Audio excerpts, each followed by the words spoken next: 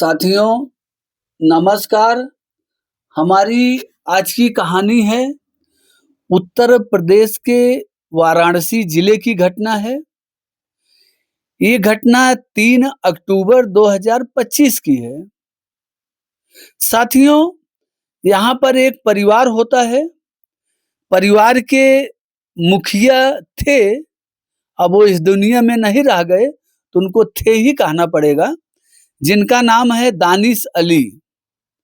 दानिश अली होते हैं। उनकी बीवी का नाम है रूबीना खान। रूबीना उनकी पत्नी है और उनके 2 बच्चे हैं। मतलब ये 4 लोगों का परिवार है। और रूबीना की शादी जो है आज से लगभग 12 साल पहले हुई थी इस दानिश अली के साथ में। दानिश अली को बताते चलें कि ये एक मदरसा में, जो स्कूल होता है बच्चों का, हम आप उसको स्कूल, कॉलेज, विद्यालय बोलते हैं, ये लोग उसको मदरसा बोलते हैं। तो उस मदरसे का ये सरकारी टीचर था दानिश। और दानिश की उम्र लगभग 42 साल बताई जा रही है। दानिश की उम्र 42 साल बताई जा रही है। अब 3 अक्टूबर को ऐसा पुलिस थाने में, वहां का थाना आता है थाना सिंगरा थाना क्षेत्र की घटना है। और वाराणसी में जहां ये लोग रहते थे उस जगह का नाम है बादशाह बाग कॉलोनी। बादशाह बाग कॉलोनी करके एक जगह है, थाना सिगरा की ये घटना है, सिगरा क्षेत्र की। और ये लोग उसी कॉलोनी में रहते थे। तो 3 अक्टूबर को थाने में शिकायत लिखाई गई किसी थर्ड पर्सन के द्वारा, किसी तीसरे सदस्य के द्वारा, कि ऐसा ऐसा बात हो गया है और आप लोग चलिए जांच पड़ताल कीजिए। अब थाने वाले जब ये शिकायत सुनते हैं तो पूरा महकमा दंग रह जाता है। भागते हैं पूरा पुलिस फोर्स के साथ में, मौके पे पहुंचते हैं। पहुंचने के बाद साथियों, जो दृश्य दिखता है कोई इंसान तो नहीं देख सकता उसको। अब ये दानिश को जो है, दानिश की पत्नी 2-3 दिन पहले ही मार चुकी थी। अपने ही पति को 2-3 दिन पहले ही मार चुकी थी। और मारने के बाद उस लाश को वहीं रख के, उसी कमरे में रख के, ये पता नहीं कैसे अपना नहाना धोना खाना पीना कर रही थी। सोचने वाली बात है, घर में लाश पड़ी हो, कैसे आपका खाना नीचे उतर जाएगा? ये तो सोच से बहुत परे की बात है। ऐसा बहुत कम देखने को मिलता है साथियों, कि कोई पत्नी जब हैवान बन जाए, माफिया क्वीन बन जाए, डॉन बन जाए, अपने ही पति को रास्ते से हटा दे। और हटाने के बाद वो पता नहीं लाश को क्यों 2-3 दिन से रखी थी। ये बात अभी तक हमारे समझ से बाहर है। हम नहीं समझ पाए खुद ही कि इसने मारी तो, लेकिन लाश को रखी क्यों है? लाश की नुमाइश क्यों लगाई है ये?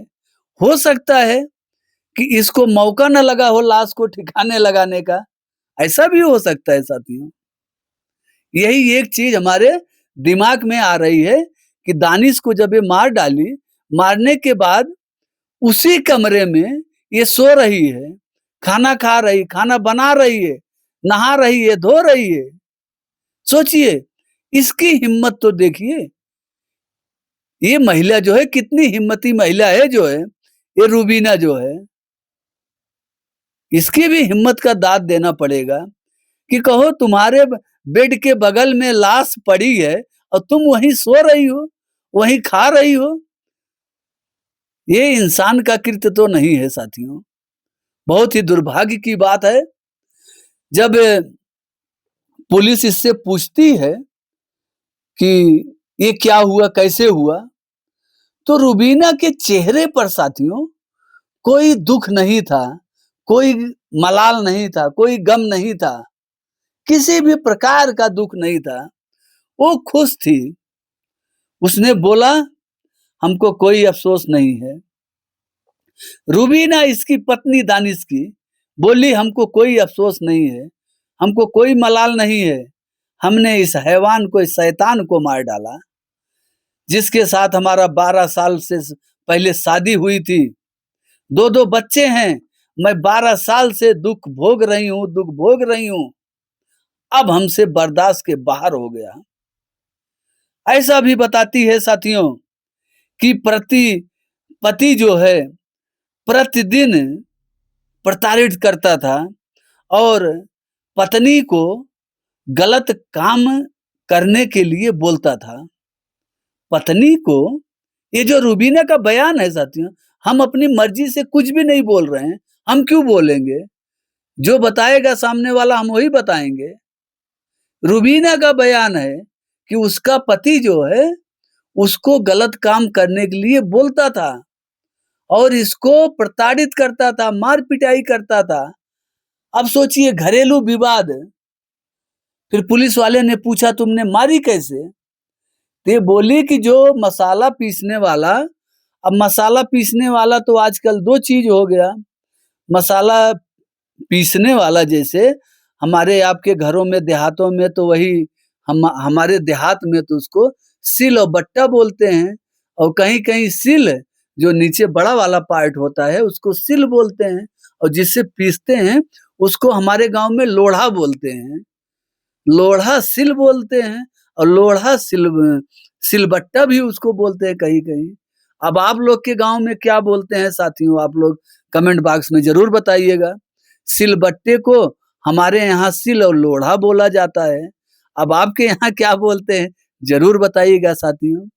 ये जो मसाला पीसने वाला सामान होता है वही लोढ़ा, उसी के साथ, उसी से मार के और दानिश की हत्या कर दी। और दानिश को तब तक मारी है जब तक वो मर नहीं गया है। और दानिश रोज शराब पी के घर में आता था, शराब का वो आदी था, ऐसा उसकी पत्नी का बयान है।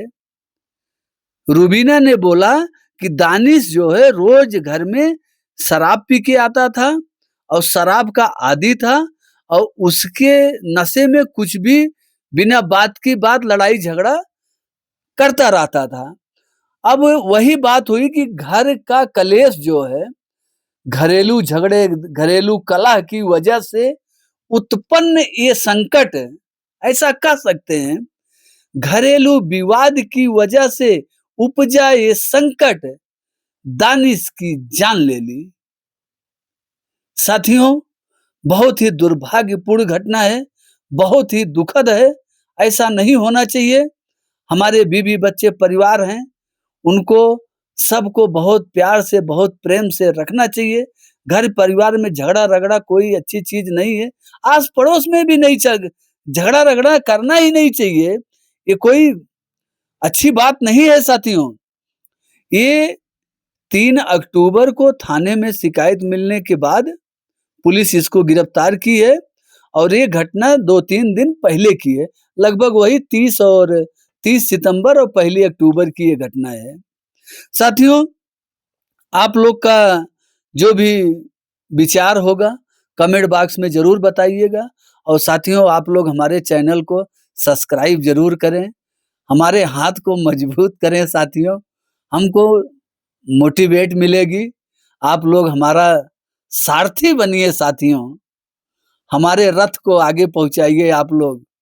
और हमको, जो हम चाह रहे हैं कि आप लोगों को हर दिन एक नई नई कहानियां बताते रहें, आप लोग सुनते जाएं, होशियार होते रहें, सावधान होते रहें।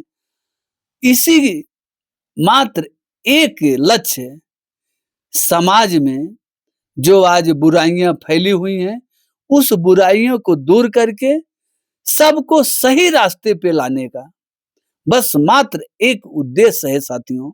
उस उद्देश्य की पूर्ति तभी होगी जब आप लोग हमारे कंधे से कंधा मिला के हमारे साथ चलेंगे।